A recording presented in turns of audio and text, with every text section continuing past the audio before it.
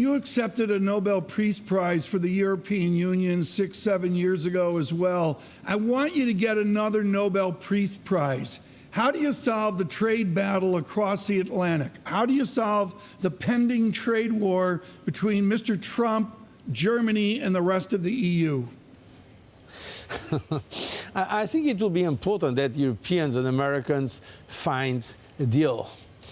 This is by far the most important trade relationship in the world, bigger than the relationship we have with China or that the United States have with China. In fact, the European Union, as such, is the #1 partner in trade of the United States, is also the #1 partner of China. So it's huge, the amount of goods and services that every day cross the Atlantic. So I think it's too important what is at stake for us to go now in a kind of a trade war between the European Union and the United States, also considering other implications, political or geopolitical implications. So my strong advice would be to discuss between Europeans and the United States, a good compromise. By the way, there was an agreement that we were discussing. It was launched, I had the honor to launch it together with President Obama, the TTIP, Transatlantic Trade and Investment Partnership. We were discussing that trade agreement, but afterwards the new American administration decided not to pursue that line.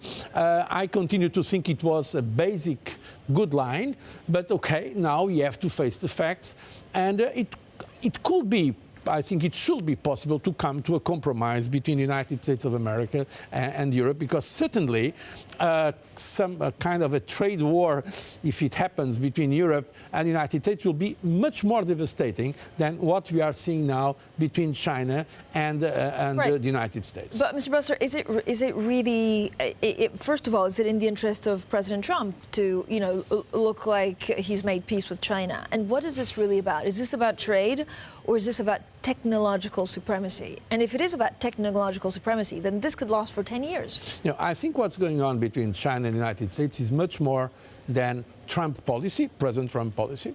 I think it's a matter where there is a good degree of consensus between Republicans and Democrats. There are not so many issues, I would say, but that in that matter, basically, they agree to be tough on China. Yep. And I think it's much more than tariffs, certainly.